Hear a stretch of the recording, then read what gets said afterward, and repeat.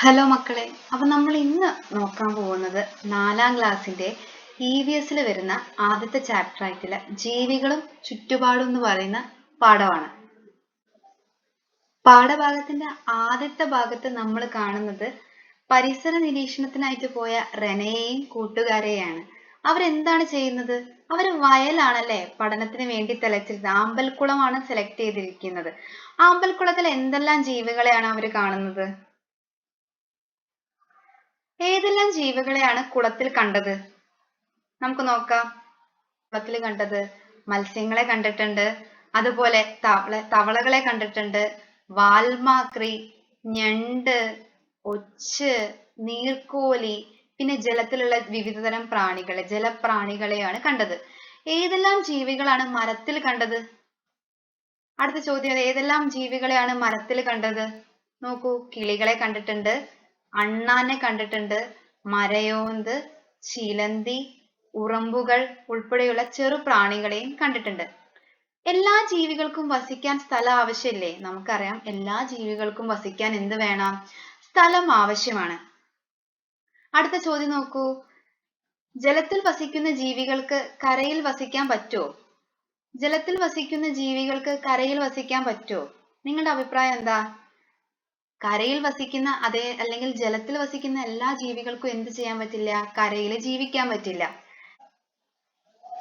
Text ബുക്കിൽ ഒരു മത്സ്യത്തിന്റെ ചിത്രം തന്നിട്ടുണ്ട്.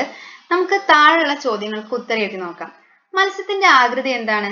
നോക്കൂ, മത്സ്യത്തിന്റെ ആകൃതി ഒരു തോണി പോലുള്ള ആകൃതിയാണല്ലേ മത്സ്യങ്ങൾക്ക്. ഇതൊരു തോണി പോലുള്ള ആകൃതിയാണ് മത്സ്യങ്ങൾക്ക് ഉള്ളത്. നോക്കൂ, അതേപോലെ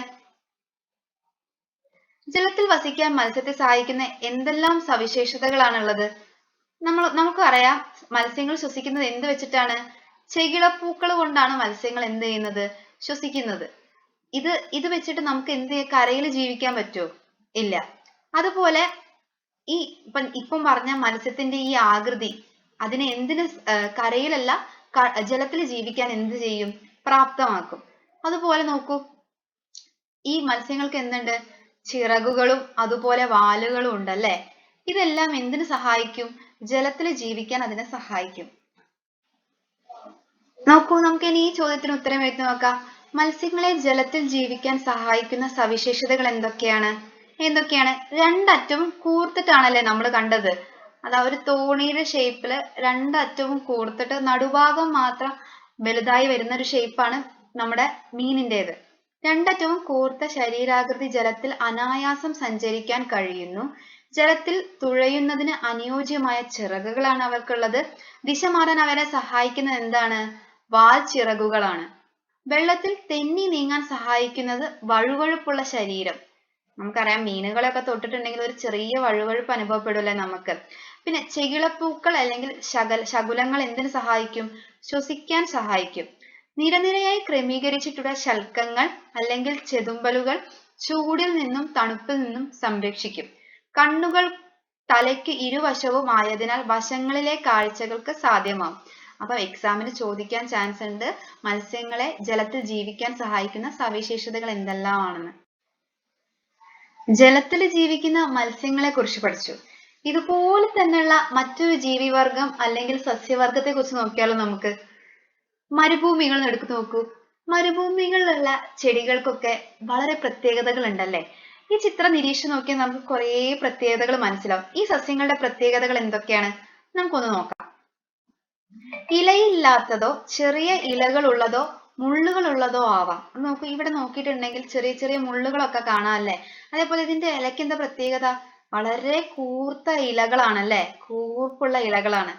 തണ്ടുകൾ കനമുള്ളവയും പച്ച നിറമുള്ളവയും ജലം സംഭരിക്കാൻ കഴിവുള്ളതാണ്. ഇവരുടെ തണ്ടുകൾ നോക്കൂ, നല്ല കനം കൂടിയതും അതേപോലെ ജലം സംഭരിക്കാൻ ശേഷിയുള്ളതുമായിരിക്കും. തണ്ടുകളിലെ മെഴുകു പോലെയുള്ള ആവരണം ജലനഷ്ടം തടയാൻ സഹായിക്കും. നമുക്കറിയാം, ഇവർ ജീവിക്കുന്നത് മരുഭൂമികളിലാണ്. അപ്പൊ നല്ല ചൂട് കൂടുമ്പോൾ ജലനഷ്ടം ഉണ്ടാവാൻ ചാൻസ് ഉണ്ട്.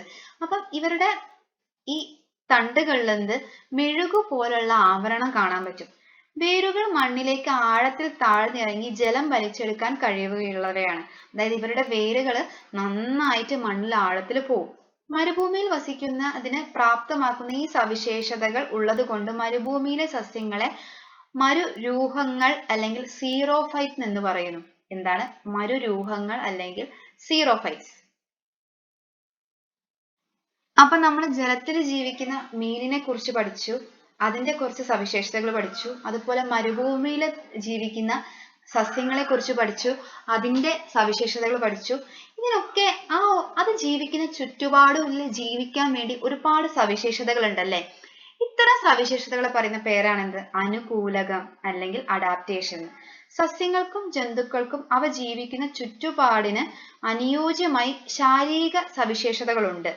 ഒരു ജീവിക്ക് അതിന്റെ വാസസ്ഥലത്ത് ജീവിക്കുന്നതിന് സഹായകമായ ശാരീരിക സവിശേഷതയാണ് എന്ത്? അനുകൂലകം. മനസ്സിലായി എന്ന് വിചാരിക്കുകയാണ്. നമുക്ക് അടുത്തതിലേക്ക് പോവാം.